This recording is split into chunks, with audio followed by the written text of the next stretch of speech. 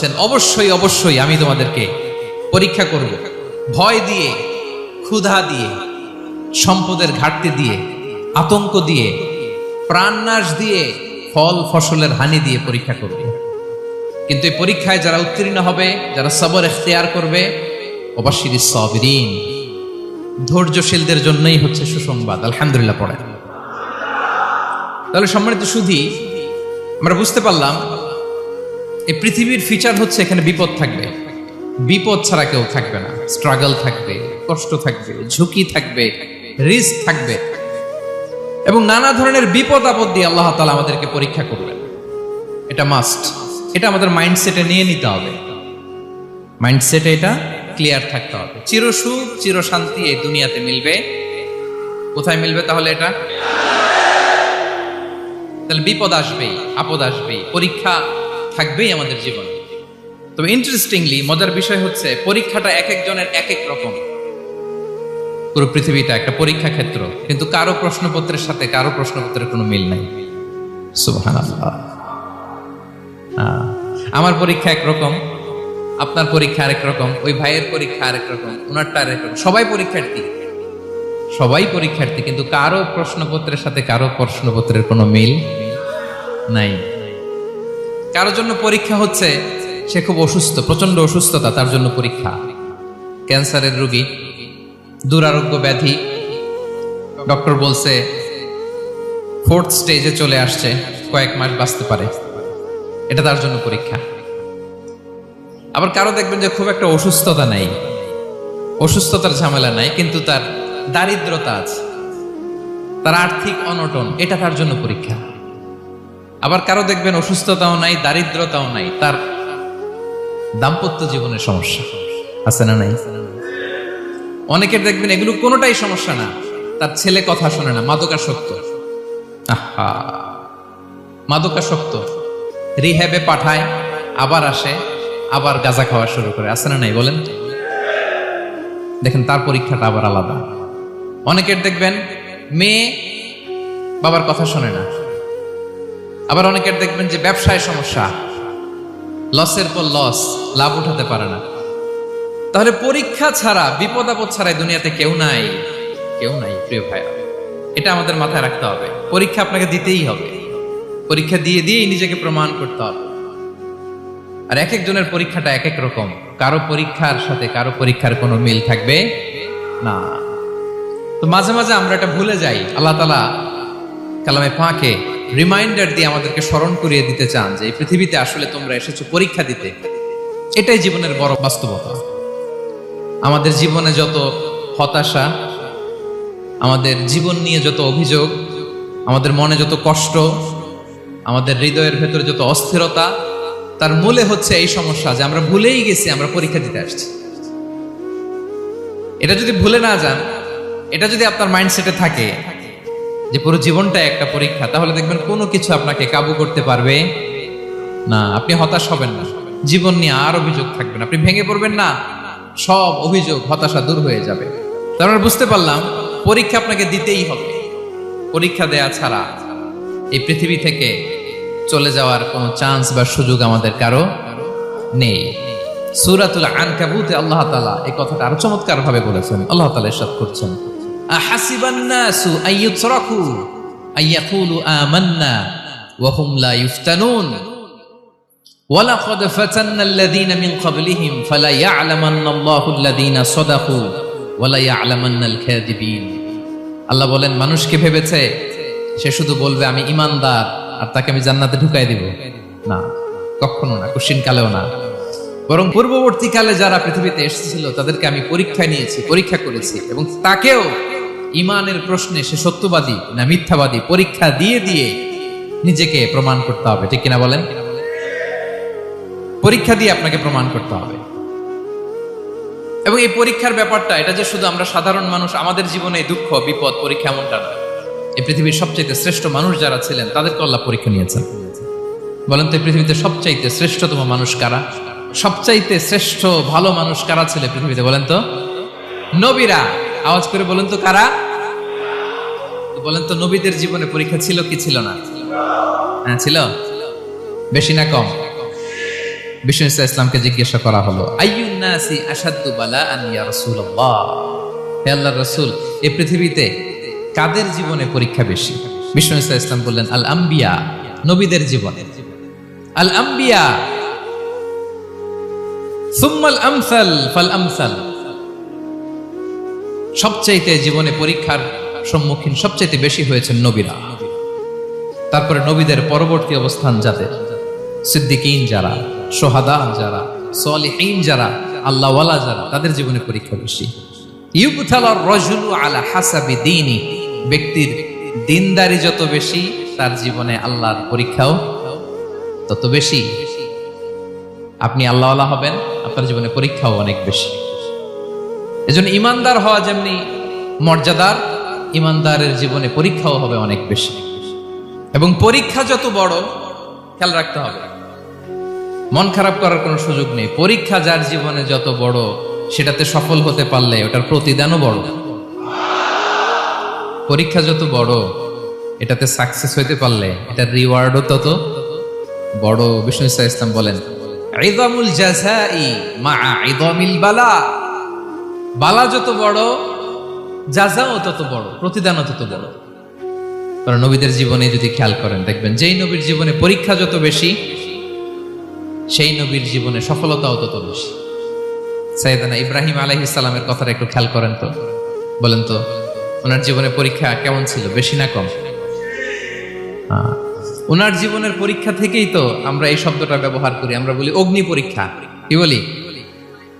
মানে আগুনে নিক্ষেপ করা হয়েছে সাইয়েদনা ইব্রাহিম আলাইহিস সালামকে, তাও স্বাভাবিকভাবে না, উলঙ্গ করে, ন্যাকেট করে, ওনাকে অপমানিত করবার জন্য ওনার গায়ের জামা কাপড় খুলে উলঙ্গ অবস্থায় আল্লাহর খলিল সাইয়েদনা ইব্রাহিম আলাইহিস সালামকে অগ্নিকুণ্ডে নিক্ষেপ করা হয়েছিল। এরকম এক্সপেরিয়েন্স এই অডিটোরিয়ামের ভেতরে আমাদের কখনো হয়েছে? তাইলে সাধারণ মানুষের জীবনের পরীক্ষা আর নবীদের জীবনের পরীক্ষার মধ্যে পার্থক্য আছে না নাই? ওই পরীক্ষায় উনি পাশ করে ফেললেন। 86 বছর পর্যন্ত আল্লাহর কাছে দোয়া করলেন, আল্লাহ আমাকে একটা নেককার সন্তান দাও। আল্লাহ সন্তান দেয় না। 86 বছর পরে আল্লাহ তাআলা সাইয়েদনা ইব্রাহিম আলাইহিস সালাম এবং হাজারের ঘরকে উজালা করে সন্তান দিলেন। সাইয়েদনা ইসমাঈল আলাইহিস সালাম পৃথিবীতে আসলেন কত বছর বয়সে? 86 বছর বয়সের এখানে কেউ আছেন? হ্যাঁ, আছি আমরা? কেউ নাই। 86 বছর বয়সে প্রথম সন্তান পেয়েছে। তাদের ঘরকে উজালা করে আল্লাহর নবী সাইয়েদনা ইসমাঈল আলাইহিস সালাম আসলেন। এবার আল্লাহ বললেন, যাও স্ত্রীকে আর এই কলিজার টুকরা সন্তানকে, থাকো তো প্যালেস্টাইনে, প্যালেস্টাইন থেকে ১,৫০০ কিলোমিটার দূর, দ্য ব্যারেন ল্যান্ড, ওই মক্কার ধুধুমরু প্রান্তরে রেখে আস, যেখানে কেউ নাই, মানুষ নাই, গাছ নাই, পাখি নাই, পানি নাই, যাও রেখে আস। আচ্ছা বলেন তো, ৮৬ বছর পরে যে লোকটা সন্তান পেল, বুঝেছেন উত্তর দিয়েন, ৮৬ বছর পরে যে লোকটাকে আল্লাহ তাআলা সন্তান দিল, তার হৃদয়ে ওই সন্তানের জন্য মায়া বেশি না কম? এমনি তো আমাদের প্রথম সন্তানের হিস্ট্রিটা একটু খেয়াল করেন তো। প্রথম আমাদের যে মেয়ে হয়েছিল বা যাদের ছেলে হয়েছিল, তার প্রতি আদর, সোহাগ, দরদ, ভালোবাসা, আল্লাহ কত ছিল। আর ৮৬ বছর বয়স আল্লাহ তাআলা ওনাকে সন্তান দিলেন, দিয়ে বললেন, যাও হাজারকে আর ইসমাঈলকে মক্কার ধুধুমরু প্রান্তরে রেখে আস। আল্লাহ তাআলা বলতে দেরি, চলে যেতে দেরি নাই, মুহূর্তে উনি রওনা হয়ে গেলেন। সুবহানাল্লাহ পড়বেন না? রেখে আসলেন মক্কার ধুধুমরু প্রান্তরে।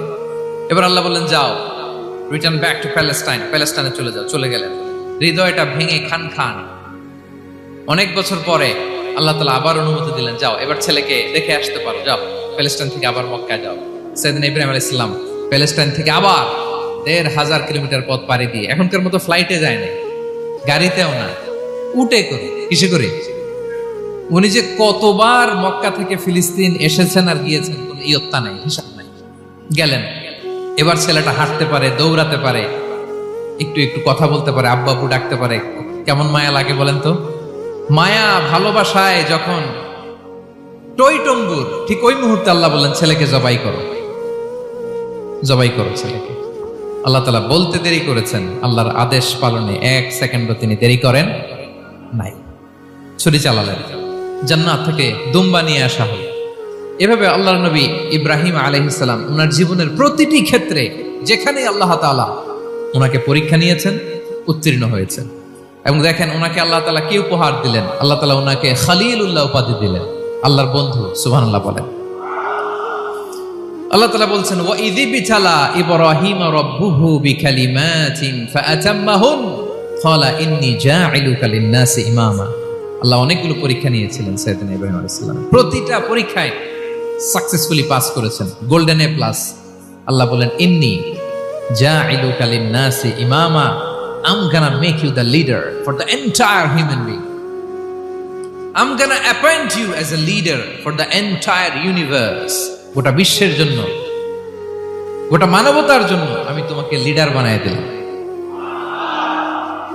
ইযামুল জাযাই মা'a ইযামিল বালা। পরীক্ষা যত বড়, ওই পরীক্ষায় পাশ করলে ওইটার ফলাফল ও প্রতিদানও বড়। তাহলে দেখেন প্রিয় ভাইরা, সাইয়েদনা ইব্রাহিম আলাইহিস সালামের জীবনে পরীক্ষার কোনো শেষ ছিল না। আমি আপনি কোথায়? আল্লাহর খলিলের জীবনে যদি এত পরীক্ষা থাকতে পারে, আমি আপনি কোথায় বলেন তো? এবার বলেন, সাইয়েদনা মূসা আলাইহিস সালাম, ওনার জীবনে তো কোনো পরীক্ষার ছিল না। হ্যাঁ, গুণে শেষ করতে পারবেন? জন্মটাই তো হয়েছে পরীক্ষার মধ্য দিয়ে। মিশরের ছেলে সন্তান হইলেই ফেরাউন বলছে জবাই করো। ওনার মা এরকম সিন্ধুকে করে ভাসায় দিলেন নীল নদীতে। আল্লাহু আকবার!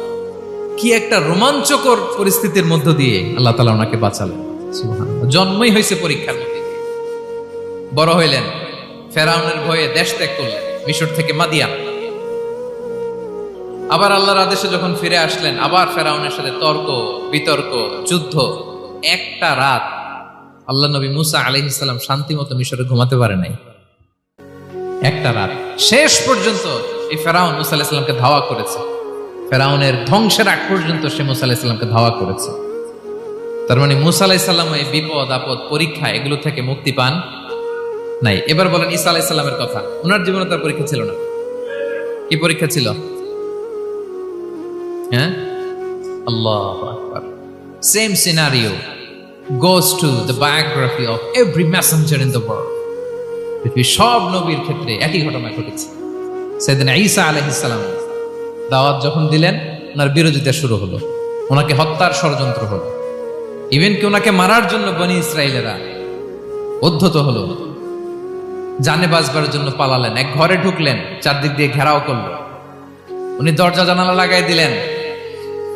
ওরা বললো, একজন দরজা ভেঙে জানালা ভেঙে ভিতরে ঢুকে দেখো বেটা ঈসা কি করে। একজন ভিতরে ঢুকছে, ঢুকার সাথে সাথে বল রাফাআহুল্লাহু ইলাইহি, আল্লাহ তাআলা ঈসা আলাইহিস সালামকে উপরে উঠায় নিলেন। আর যেই লোকটাকে তারা ভিতরে ঢুকালো, তার চেহারাকে আল্লাহ তাআলা ঈসা আলাইহিস সালামের চেহারার মতো করে দিলেন। এবার তার বাইরের সাথীরা বলে, ঘটনা কি? বেটা ঈসাও বেরোয় না, আমাদের লোকটাও বেরোয় না, সবাই ঢুক। দরজা ভেঙে ভেতরে ঢুকে দেখে ঈসা দাঁড়ায় আছে। বলেন তো, এটা ঈসা না মিসা? এটা কি আসল ঈসা? ওমা কতালু ওমা সলাবু ওয়ালাকিন শুব্বিহা লাহুম। আল্লাহ বলে, তোমরা আমার নবী ঈসাকে হত্যাও করতে পারো নাই, শুলেও চড়াতে পারো নাই। আমি সেফটি সিকিউরিটি দিয়ে আমার নবী ঈসা আলাইহিস সালামকে আকাশে তুলে নিয়েছি। তাহলে ওনার জীবনে পরীক্ষার শেষ ছিল না। এবার যদি আমরা বিশ্বনবী সাল্লাল্লাহু আলাইহি ওয়াসাল্লামের জীবনের দিকে তাকাই, ওনার জীবনটা দেখেন তো। আমাদের পেয়ারা নবী বিশ্বনবী মুহাম্মদুর রাসূলুল্লাহ সাল্লাল্লাহু আলাইহি ওয়াসাল্লাম, ওনার জীবনে কি স্ট্রাগল ছিল? স্ট্রাগল। মাক্কি জীবনের কথা যদি একটু খেয়াল করেন, দেখেন তো 3 বছর শিয়াবে আবি তালেবে জেল খেটেছেন, না খেয়েছিলেন। ওনার বংশের লোকেরা প্রথমে ছাগল খেয়েছে, ছাগলগুলো যখন শেষ, ছাগলের চামড়াগুলো শুকিয়ে ওইটা খাইছে। গাছের পাতা ছাল এগুলো খেয়ে খাবারের অভাবে বেহুশ হয়ে পড়ে থাকতো তারা। না খেয়ে কয়দিন ছিলেন আপনি? আমি কয়দিন ছিলাম না খেয়ে? মনেই তো পড়ে না, না খেয়েছিলাম কিনা কোনোদিন। এ হচ্ছে মাক্কি জীবন। মেন্টালি প্রেসার দেয়া হয়েছে। বিশ্বনবীর চাচা আবুল আহাব, তার 2 ছেলে উতবা আর উতাইবা, এদের সাথে বিয়ে দিয়েছিলেন 2 মেয়ের। যখন দাওয়াত দেওয়া শুরু করলেন, 2 মেয়েকে ডিভোর্স দিয়ে দিল। দেখেন, একটা বাবার জন্য প্রাপ্তবয়স্কা মেয়েকে যখন উঠায় নেয়ার আগে ডিভোর্স দেয়, তার মানসিক অবস্থাটা কেমন থাকে বলেন? মেন্টালি প্রেসারাইজ করা হয়েছে, ফিজিক্যালি হ্যারাস করা হয়েছে। বিষ্ণু ইসলাম যখন নামাজে দাঁড়াতেন, উটের পচা নারী ভুড়ি বিষ্ণুনবীর কাঁধে চাপিয়ে দেওয়া হতো। আপনার জীবনে এরকম ঘটছে কখনো? আপনি নামাজ পড়তেছেন, উটের পচা নারী ভুঁড়ি আপনার কাঁধে চাপিয়ে দেওয়া হয়েছে। কয়দিন হয়েছে এরকম? কয়দিন হয়েছে? হ্যাঁ, তারপরে তো আলহামদুলিল্লাহ বেরোয় না মুখ দিয়ে। কেমন আছেন হুজুর কয়েন না, বেশি একটা সুবিধার না, তাই না? বেশি একটা একটু মিলাবেন। কতটুকু পরীক্ষা আমরা দিয়েছি। তায়েফে গেলেন বিশ্বনবী, তায়েফে গেছিলেন জমির বায়না দিতে, তাই না? জমি কিনবে তায়েফে। তায়েফবাসীদেরকে জাহান্নামের আগুন থেকে বাঁচাতে গিয়েছিলেন, নিজের জন্য না। সেখানে তায়েফের ছেলেরা পাথর মেরেছে বিষ্ণু ইসলামের গায়ে। এত শুভ্র দেহ ছিল, চেহারা ছিল, বিষ্ণুবীর গা দিয়ে ঝরঝর করে রক্ত ঝরেছে। ফিজিক্যাল হ্যারাসমেন্টের শিকার হয়েছেন বিষ্ণু ইসলাম। যখন যেদিন বিষ্ণু ইসলামকে হত্যার ষড়যন্ত্র করা হলো, আল্লাহ তাআলার আদেশে তিনি মক্কা থেকে মদিনায় হিজরত করলেন। মদিনাতে যেও একটা রাত, সপ্তম হিজরির আগ পর্যন্ত শান্তিতে ঘুমাতে পারেন নাই। 3 দিকে 3 ইহুদি বসতি, বনু কাইনুকা, বনু নদীর, বনু কুরাইজা। আহা, খাওয়ার মধ্যে বিষ মিশিয়ে দেয়া হয়েছিল বিষ্ণু ইসলামের। বাজুর, খাসির বাজুর রান পছন্দ করতেন। এক ইহুদি মহিলা বিষ্ণু ইসলামের ওই রানের মধ্যে বিষ মিশিয়ে দিয়েছিল। ওই বিষের যন্ত্রণায় মৃত্যুর আগ পর্যন্ত বিষ্ণুনবী কাতরাতেন, এবং উনি ইন্তেকালের সময় ওই বিষের ব্যথা যন্ত্রণাতে ইন্তেকাল করেছেন। বিষ্ণুনবীর ইন্তেকালটা শাহাদাতের ইন্তেকাল ছিল। বিষ্ণু ইসলাম বলেছেন, ওই যে খায়বার এলাকার ওই মহিলা যে আমার খাবারে বিষ মিশিয়েছিল, সেই বিষের যন্ত্রণা, বেদনা, কষ্ট আমি অনুভব করছি। খেয়ে না খেয়ে দিন প্রচারের কাজে নিজেকে দিয়েছ বিলিয়ে, তায়েফের কাফিরেরা চিনল না সে আলো, দুষ্ট ছেলেদের পিছু দিল লেলিয়ে, পাথরের আঘাতে ক্ষত বিক্ষত হয়ে সারা শরীর থেকে রক্ত ঝরে। হে রাসূল তোমাকে ভুলি আমি কেমন করে, হে রাসূল তোমাকে ভুলি আমি কেমন করে। হাজার ব্যথা বেদনার পরে ফিরে আসনি তুমি আপন ঘরে, দিনের আলো তুমি ছড়িয়ে দিতে চলে গেলে মদিনায় মক্কা ছেড়ে। হে রাসূল তোমাকে ভুলি আমি কেমন করে, হে রাসূল তোমাকে ভুলি আমি কেমন করে। ঠিক কিনা বলেন? একটা রাত শান্তিতে, শান্তির ঘুম তিনি দিতে পারেন নাই। প্রিয় ভাইয়েরা, তাহলে আমরা কি বুঝলাম? বিশ্বনবীর জীবনে পরীক্ষা ছিল কি ছিল না? আমাদের উপায় আছে? আমরা বাঁচতে পারবো এই বিপদ আপদ পরীক্ষা ঝঞ্ঝাল থেকে? বাঁচতে চাইলেও বাঁচতে পারবো? ইমাম মালিক আলাইহি রাহমা নাম শুনেছেন? ইমাম মালিক, ওনার জ্ঞান থেকে লাখো লাখো মানুষ উপকৃত হয়েছে, কোটি কোটি মানুষ উপকৃত হয়েছে। মদিনার রাস্তায় রশি দিয়ে ওনাকে টেনে হিচড়ে এক এলাকা থেকে আরেক এলাকায় নিত জালেম বাদশারা। ইমাম মালিক আলাইহি রাহমা। ইমাম আহমদ ইবনে হাম্বল, ওনাকে বেত্রাঘাত করা হতো, চাবুক দিয়ে পেটানো হতো। আল ইমাম আল আযম আবু হানিফা আলাইহি রাহমা, ওনাকে কারাবন্দী করা হয়েছিল।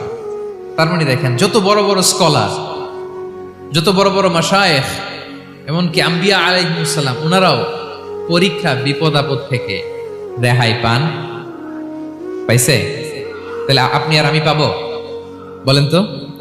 তাহলে এটা আমাদের ব্রেইনে গেঁথে নিতে হবে যে জীবন মানেই এখানে বিপদ থাকবে, পরীক্ষা থাকবে, স্ট্রাগল করে করে আমাকে আগাতে হবে। কেউ আমার জন্য রেড কার্পেট বিছিয়ে রাখবে না। এই জীবনটা বড় জটিল। This is life, how it's design. এভাবেই পৃথিবীকে ডিজাইন করা হয়েছে।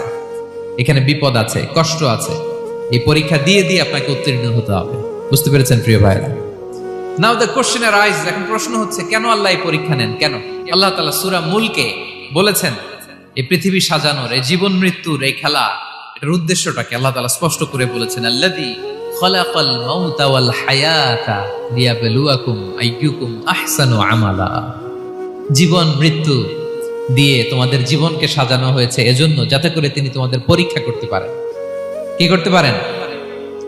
তোমাদের মধ্যে কে সৎকর্মে অগ্রগামী, কে কাজে ভালো, আমলে ভালো, এটা দেখার জন্য। বেসিকলি আল্লাহর দেখার প্রয়োজন নাই, আমাদেরকে দেখানোর জন্য এই পরীক্ষার আয়োজন। আমি ভালো করবো না খারাপ করবো এটা আল্লাহ জানে না? ওনার পরীক্ষা করা লাগে কেন? কথা বলেন। আমি জান্নাতি না জাহান্নামী এটা আল্লাহ জানেন না? বেসিকলি আমাদেরকে জানানোর জন্য এই পরীক্ষার আয়োজন। কাদেরকে জানানোর জন্য? মানে তুমি জেনে যাও তুমি জান্নাতি না জাহান্নামী। আমি ভালো করেই জানি। একটা ছোট্ট উদাহরণ দিলে বুঝতে পারবেন প্রিয় ভাইয়েরা। ধরেন আল্লাহ তাআলা দুইজনকে সৃষ্টি করলেন। উদাহরণস্বরূপ একজনের নাম আব্দুল্লাহ আর একজনের নাম আব্দুর রহমান। সৃষ্টির পরে আব্দুল্লাহকে বললেন, আব্দুল্লাহ আমি জানি তুমি পৃথিবীতে 50 বছর হায়াত পাইতা, খুব ভালো কাজ করতে, তুমি দুনিয়াতে অনেক ভালো কাজ করতে, এটা আমি আগেই জানি, আমার অসীম জ্ঞান বলে আমি আগে থেকেই জানি। তো যাও, তোমার এইমাত্র সৃষ্টি করলাম, যাও তুমি জান্নাতে ঢুকে যাও, কারণ আমি জানি তুমি জান্নাতি হবে। আচ্ছা, আর আব্দুর রহমান তুমি পৃথিবীতে খুব খারাপ কাজ করতে, এটা আমি জানতাম, তোমারে পাঠাইলে খারাপ কাজ করবা, তুমি সীমা লঙ্ঘন করবা, অন্যায় করবা, অপরাধ করবা, তুমি জাহান্নামী হবা, যাও। যেহেতু আমি জানি পরীক্ষার আর দরকার নেই, তোমারে জাহান্নাম দিয়ে দিলাম, যাও ঢুকে যাও। আব্দুল্লাহ ঠিকই জান্নাতে ঢুকে যাবে, আব্দুর রহমান কি ঢুকবে? ঢুকবে। সে বলবে, আল্লাহ এইমাত্র আমারে বানাইলেন, এইমাত্র আপনি আমাকে সৃষ্টি করলেন, সৃষ্টি করেই বলতেছেন তুমি জাহান্নামে যাও, আর বলতেছেন আমি জানি দুনিয়াতে পাঠালে তুমি খারাপ কাজ করবা, তুমি জাহান্নামী হবা, পাঠানোর আর কি দরকার, আগে থেকে জাহান্নামে যাও। আল্লাহ আপনি জানলে জানতে পারেন, আমি তো জানি না। ঠিক কিনা বলেন? সে বলবে, না আল্লাহ আপনি ভুল বলতেছেন, এই দুনিয়াতে পাঠাইলে আমি খুব ভালো কাজ করতাম, আমি সীমা লঙ্ঘন করতাম না, নামাজ পড়তাম, রোজা রাখতাম, হজ করতাম, যাকাত দিতাম, সাদাকা করতাম, চ্যারিটি করতাম, জনকল্যাণকর সব ভালো কাজগুলো আল্লাহ আমি করতাম। এজন্য আল্লাহ তাআলা পরীক্ষার আয়োজন করেছেন, যাতে করে তুমি জেনে যাও যে পৃথিবীতে তুমি কি করেছো। এখন আর আল্লাহকে এক্সকিউজ দেওয়ার সুযোগ নেই। আচ্ছা বলেন তো, আবু জাহেলকে যদি আল্লাহ এখন কিয়ামতের দিন বলে, Abu Jahl go to the hell fire, Abu জাহেলের কিছু বলার সুযোগ আছে? কারণ ও দুনিয়াতে কি করে আসছে এটাও জানে না। ফেরাউনকে ডেকে যদি আল্লাহ বলে, ফেরাউন তুমি জাহান্নামে যাও, go to the hell fire, ওর কি কোনো এক্সকিউজ দেওয়ার সুযোগ আছে? বলেন, সুযোগ আর আছে? কারণ তুমি দুনিয়াতে কি করেছো তোমার চেয়ে ভালো কেউ আর জানে? পৃথিবীতে এই পরীক্ষার এই আয়োজনের সবচাইতে বড় উদ্দেশ্য হচ্ছে যাতে করে আমরা দেখে যাই যে আমরা কি কাজ করছি। কেউ যখন পরীক্ষা দেয় প্রিয় ভাইরা, ওই পরীক্ষায় কত পাবে তার একটা হিসাব আছে না? বলেন, আপনি গণিত পরীক্ষা দিয়ে আসছেন, যে 100-তে 100 পাবে সে বলতে পারে আমার সব অঙ্ক হয়েছে, ঠিক কিনা বলেন? আর যে লাড্ডু গুড্ডু বুঝছেন তো, কিছুই পারে নাই, ঘোড়ার ডিম, তারও একটা হিসাব আছে যে সে কিছুই লিখে আসতে পারে নাই। তাই পৃথিবীতে এই পরীক্ষার আয়োজনের প্রধানতম কারণ হচ্ছে যাতে করে আমরা বুঝে যেতে পারি যে আমরা কোথায় যাব, জান্নাতে না জাহান্নামে।